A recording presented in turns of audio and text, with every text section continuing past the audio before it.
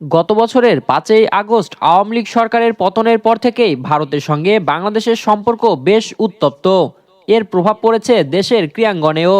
২০২৬ আইপিএলের নিলাম থেকে ৯ কোটি ২০ লক্ষ রুপিতে মুস্তাফিজুর রহমানকে দলে নিয়েছিল কলকাতা নাইট রাইডার্স। এরপর থেকেই দেশটিতে শুরু হয় তোলপাড়। অনেকেই মুস্তাফিজের জন্য কলকাতার ম্যাচ বয়কটের ডাক দিয়েছেন। এমন অবস্থায় নড়েচড়ে বসেছে ইন্ডিয়ান ক্রিকেট বোর্ড বিসিসিআই। তারা নিজেদের অবস্থান স্পষ্ট করেছেন।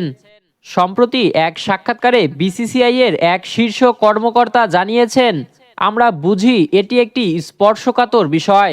কূটনৈতিক পরিস্থিতির ওপর আমাদের নজর আছে এবং আমরা সবসময় সরকারের সঙ্গে যোগাযোগ রাখছি। তবে বাংলাদেশি ক্রিকেটারদের নিষিদ্ধ করার ব্যাপারে সরকারের পক্ষ থেকে কোনো নির্দেশনা আসেনি। বাংলাদেশ আমাদের শত্রু রাষ্ট্র নয়, তাই নিয়ম অনুযায়ী মুস্তাফিজের আইপিএল খেলতে কোনো বাধা নেই।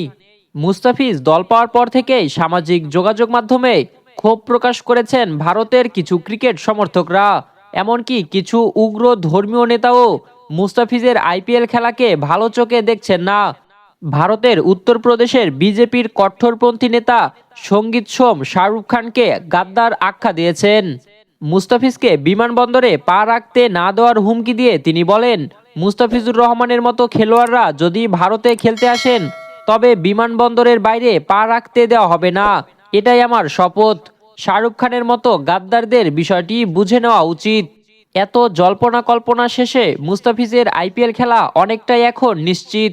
রাহুল আলামিন, বিডিআই স্পোর্টস।